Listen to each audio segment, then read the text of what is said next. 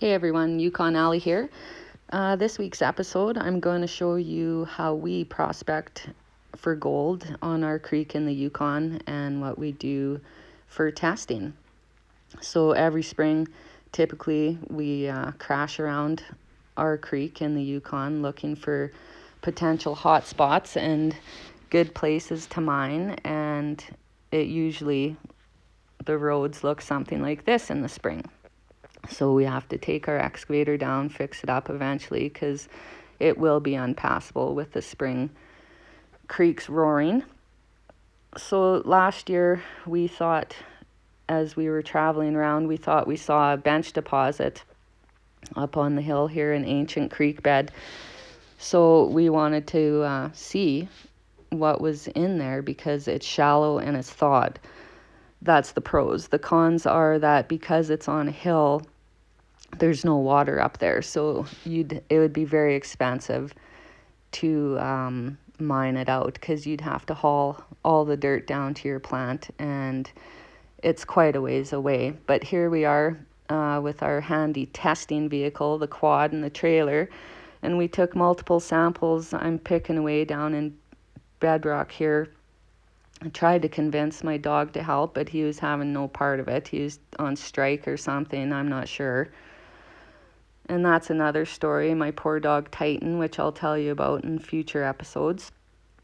But anyways, we took a bunch of samples here, and we'll take it back down to camp and run it through. This time we didn't find anything, so it wasn't worth running, but this is typically the kind of things that we'll look for. We saw an ancient creek bed and thought, hey, maybe there's gold up here.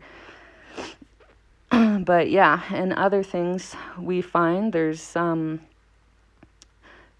always crazy stuff up there. This next photo coming up is when we were prospecting around in the bush there, walking through, and I don't know what this looks like to you, but to me it looked like a Bigfoot. I really wish I would have put my rubber boot next to it to show you just how big it was, because you can't really see, but it scared the hell out of me when I saw that in the creek in the spring, in the mud near the creek, and I thought, let's get the hell out of here. Ugh. Anyways, this creek that we're on, it was mined out extensively by old timers, and unfortunately, when you're stripping an area, you don't see this until you've dug down to gravel and pay dirt, which could be anywhere from 10 to 20 feet down in the creek. So that's a lot of work, a lot of time, a lot of fuel. These are shafts. They're frozen shafts from the old timers that were in there. And when I see those, I just want to cry, because you just pray they hope left something for you. And here's another example. Alan, we were digging one day and he found an intact pickaxe in the cut we were working on here a couple years ago in a shaft, and I don't know if you can tell from this picture just how deep it was, but we found it about 20 feet down in the creek bed on the cut we were working on. It was just insane. Look at that. It looks like brand new. In fact, we use it to this day. So we're always finding evidence of old timers' workings, and while it's really cool, it's also depressing if they didn't leave you anything. So when we first started out, we used this Keen. It was the only thing available in Dawson. So we bought it for testing, and actually we did all our cleanups on that as well until we got a jig. But we didn't like how it was manufactured. The green matting we don't like, and those, sorry, excuse for riffles, I'm sorry, but we had to put expanded metal in it, and we put in the blue miner's moss 5/8 inch unbacked, because we find it grabs the gold quite good for us. And then we also adapted it so that the water came out the top here and washed the gravel going down. As you can see, I'm running through a test here. I just want to show you what we did to the Keen to make it work better for us. So I'm running the dirt here, and this is typically how we do tests and cleanups until we got the jig, and this was in the spring. So we're just running the dirt through here, and I don't know if you can see, but we like how the water washes from the top a lot better. And the expanded metal in that miner's moss seems to grab the gold a lot better in our opinion. But if you do buy a cane, make sure you put a pan underneath, like where my bucket is, because there's a hole there, and I don't know how much gold we lost until we figured that out, but every time we do a cleanup, there's gold in that pan underneath.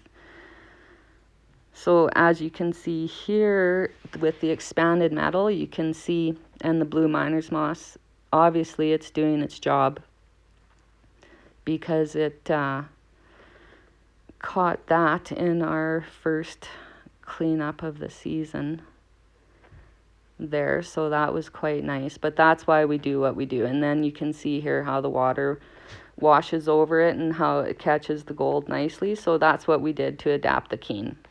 And we still use it for testing. It's handy, it's light, it's portable. We love it for that reason. So last year, here you can see this is where the D10 got stuck. So this is where we were working last year. And this is a week later. So we've stripped an area down to gravel because we want to test and see what is worth mining for the year. So we're stripping away, and you can see the valley's quite narrow. So, and the old timers were in there. The pay streak is very narrow on this creek. So as long as you can stay on it, your costs stay down if you're not stripping the entire valley and you see what is worth it or not. So here we are just trying to get a spot down to pay dirt so we can get the hoe in there and dig out a couple test holes so we can see exactly where we want to go and hopefully follow the pay streak. So there it is.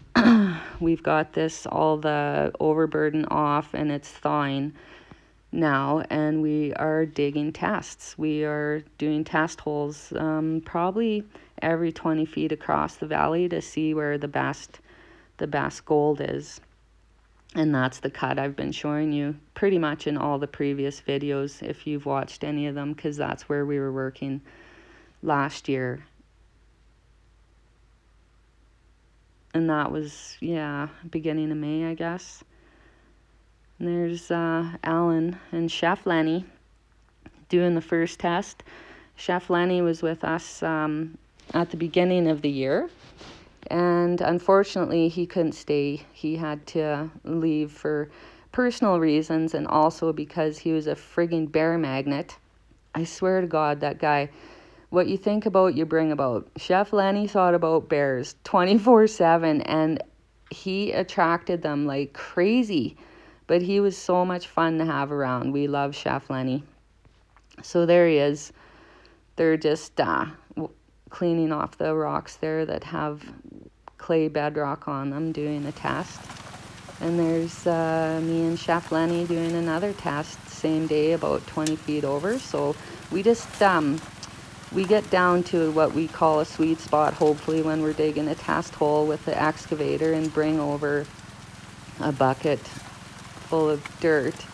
And in our test, we do a 1 yard test, which we consider 200 shovelfuls. So 200 shovelfuls of dirt will run through the little cane, and then we pan it out and see what's there.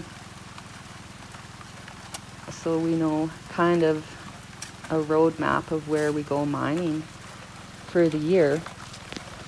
So there we are, we're done. We've done our 200 shovelfuls, and there's Alan panning it out. We rinse out the mats in the pan and then just pan it out in a still area of the creek. And hope it's good for all that work you've done. Even getting it down to a test hole takes quite a bit.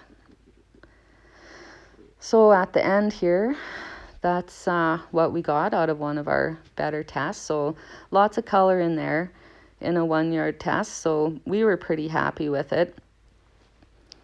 And that's how we test and prospect for gold on our creek in the Yukon.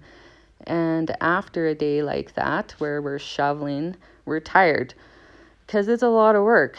So typically after a day like that, we will have a fire and a beer. Why do you gotta be such There's a big Alan. shot? Making sure the fire's nice and warm. Hey?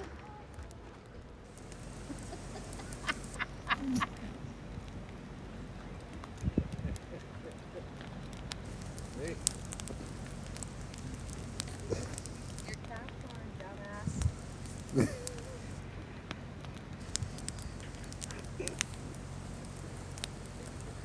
Tomorrow we're gonna video the holy roller. Your hair is amazing. Isn't it?